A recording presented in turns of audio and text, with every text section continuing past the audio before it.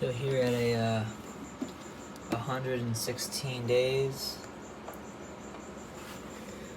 got my first little Kimberley Rock Monitor poking out. There's his little nose. If you guys can see him. So we'll see what happens. I'm really excited about that. This is the first time I've ever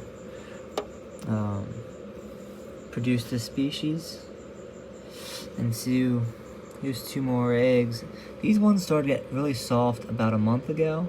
Started to kind of indent. And you know, I don't know if they're gonna hatch or not. I don't know what that's about. Hopefully they'll still be good. And these other eggs look really good.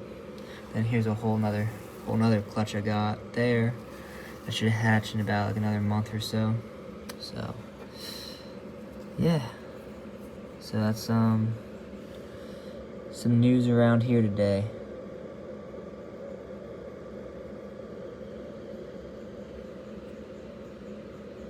Everybody. So now after about, I think it's been 118 days, finally got my first clutch of Kimberley Rock Monitors hatching.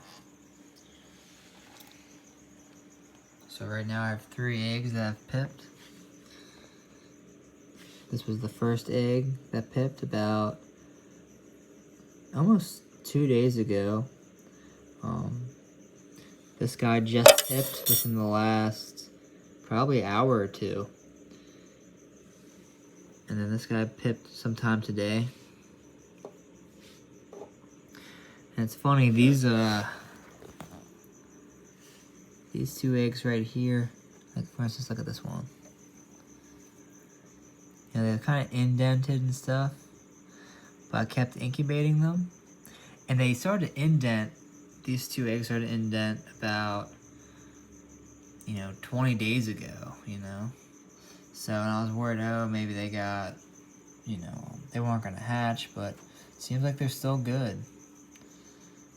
So, that's a good takeaway lesson for anyone who's, you got eggs and you think they might go bad. Well, if they don't look moldy or anything, they, should still be good.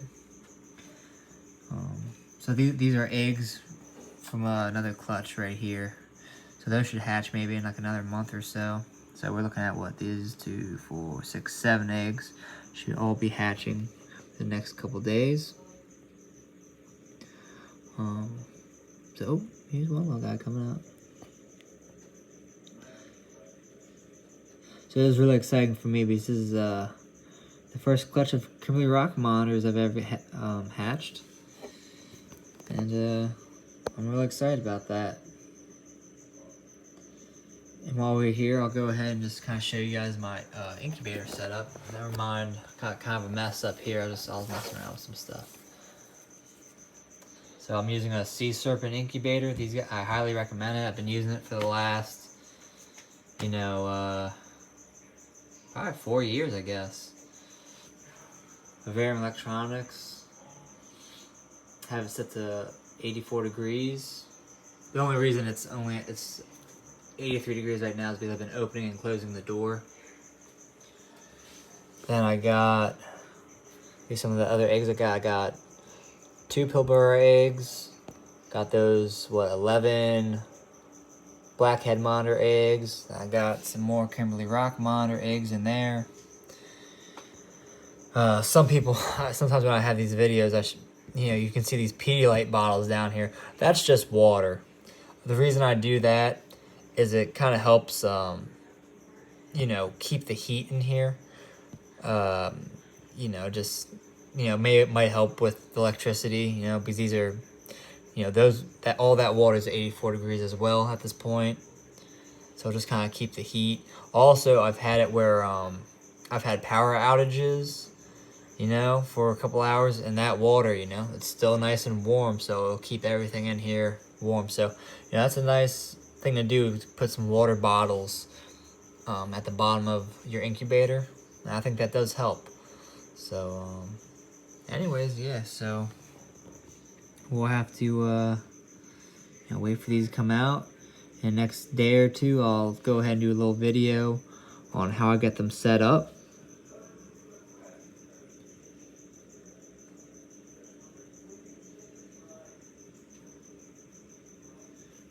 Alrighty. Thanks for watching. Okay, everyone. So today is day 119. I still have 2 eggs in the incubator. One looks like it's going to hatch. It's in the process of hatching, and the other one I'm not too sure on. But then today we're gonna go ahead and set up the rest of these guys. I think I got five Kimberley Rock Monitors in here. Let's see, and they all look really good. They're all probably hanging out. Oh, there they go. So I'm gonna go ahead and show you guys how I set up my hatchling dwarf monitors. What I do is, I believe this is a 27-gallon tub that I got from Home Depot. And then all I do is I just modify the top and make sure you fill, this is just what, aluminum mesh. And make sure, you know, one thing I'll tell you, when I first started doing this, I did not fill in these gaps. And you wouldn't think that these little lizards could, you know, jump like 10 inches. Well, they can. They will. They will literally jump up onto the screen, crawl, and make their way out. And I've definitely lost hatchlings like that. And I always end up catching them. Afterwards, usually, if I lose a hatchling, I will, or any lizard, if I lose it, I will set up a heat light in the room that I lost them. You know, maybe get some cork bark or whatever, set that up under the little basking light in the room, turn the lights off, and like in an hour or two, they'll come out and they'll seek out that that basking site, and they'll, you know, because these guys want to stay warm, you know. So if your room is room temperature, they're going to seek out heat. So anywho, we'll go ahead and get this set up. So usually I use Repti soil from what is it? I don't know if that's Zoo Med, but today I'm just using this Zillow Jungle Mix. So I'm sure it's the same thing. You don't have to. Sorry about that, my camera cut out for a minute. Not sure what happened. So I'll go ahead and use this. And I'll just fill it up a couple inches.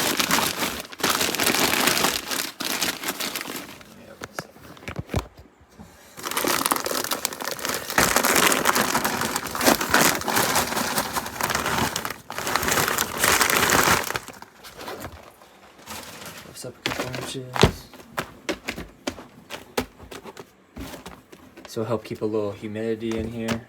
You know, I like to spray down the cage maybe once a day, once every 2 days. You know, I feel it out. And a lot of times I've noticed these smaller little dwarf monitors, they'll drink water droplets. I mean, I will put like a very shallow water dish in here, but I'll make sure to kind of mist the sides. And when I have the tile in here and stuff, I've seen them, you know, drink the little water droplets before. And then what we're gonna do is we're gonna make a little stack. You can use any kind of tile. I think this is slate. These little guys, and then I use a little divider. And I only do it on one side. Look what it does, you know. It lets them pick how tight in there they want to get. I think that's pretty important, you know. So I'll just do that, and you can do multiple layers of this if you like. Usually what I'll do is I'll do, you know, 1 or 2 layers of this. Then I'll go ahead and stack on a bunch of cork bark. And what I'm trying to achieve here is I want them to feel safe, and like they can feel safe. And that when they come out to bask, they can easily run away and dive under cover. So we'll kind of set this up. And also, I'm trying to achieve a basking spot of at least like somewhere between 120, 135, even you know, 140. That's fine. For these little guys, I try not to beat them too much up. You know, with heat, I usually try to keep that like 120, 135. And then for adults, you know, you can go up to, you know, 145, 150 if you want, you know, but you know, for these little guys, I don't think they need that. I do it like that. And I'll play with it, you know, play with it and see what it does. And we'll go ahead and start letting these guys go.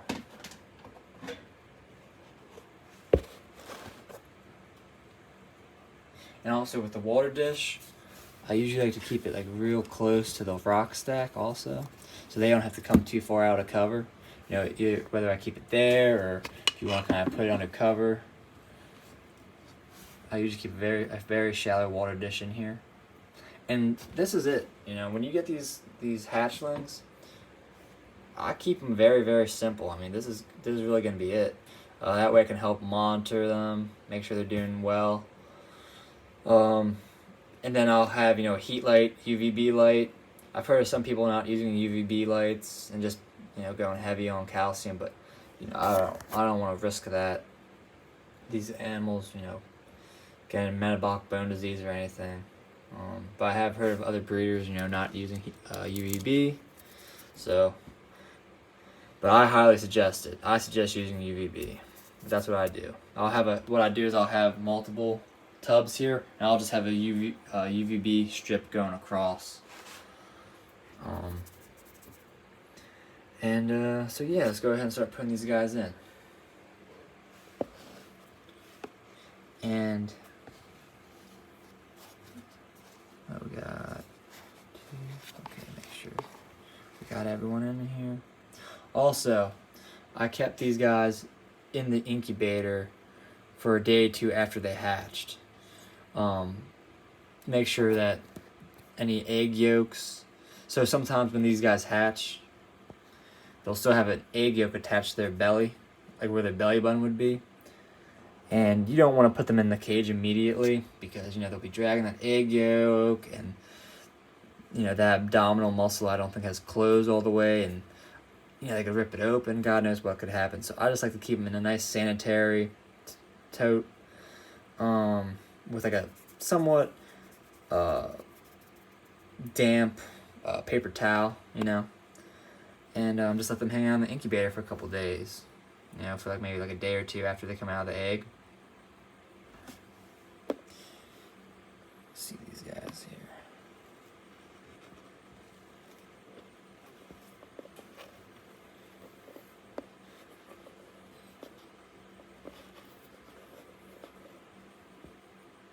Not really sure how to pick one up.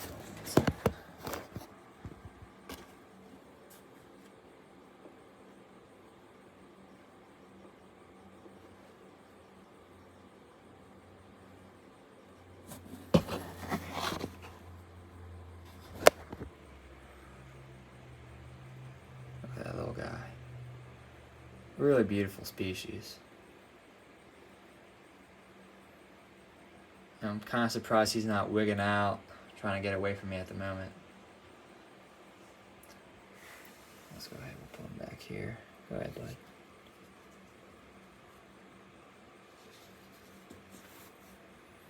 Let's go ahead and kind of start getting these guys out. Then we'll get a heat light on them. Also, so I've also played with this, with, you know, heating at night.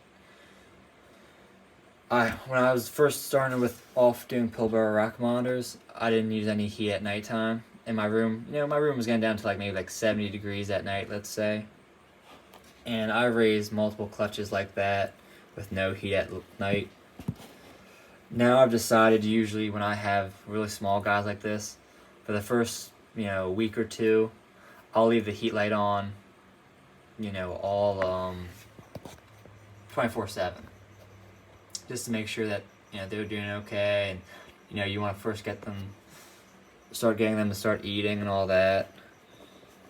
So that's just, you know, something I'm doing right now. There's another one.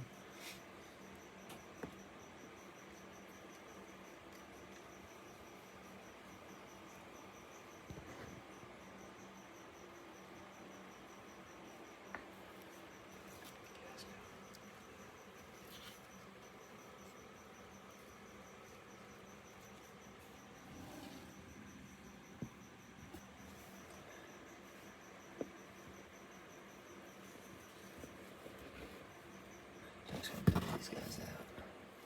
Oop, don't worry, I'm gonna hurt them. Hold on. Come down here, buddy. They're so small, it's hard to kind of get a hold of them. And then you want to be super gentle, you know. These bones, their bones are so microscopic at this point. I just feel like they're very delicate.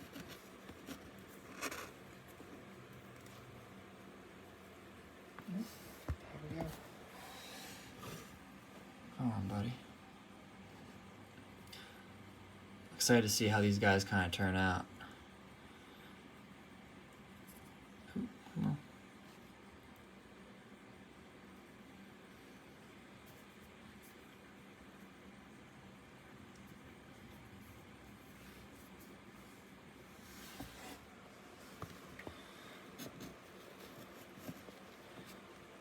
And how I'll start these guys feeding, I'll throw in a couple of live crickets. Probably start off with like maybe, you know, small to medium crickets, and I'll throw maybe a couple live ones in, and then I'll squish them.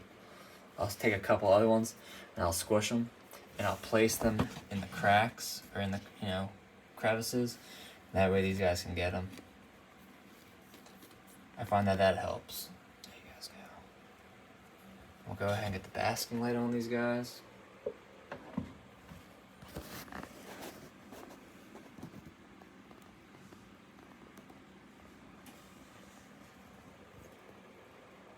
Pull this guy around.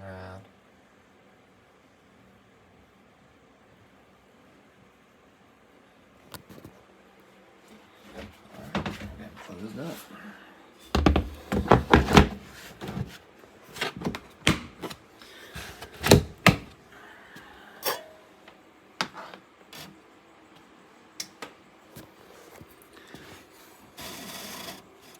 Get these guys nice and warmed up, and we'll come back in a while and check up on them and see how they're doing.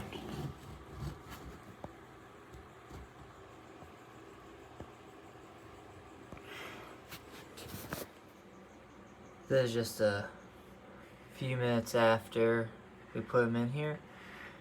A couple of these guys are already pretty warmed up and running around and moving around, looking good.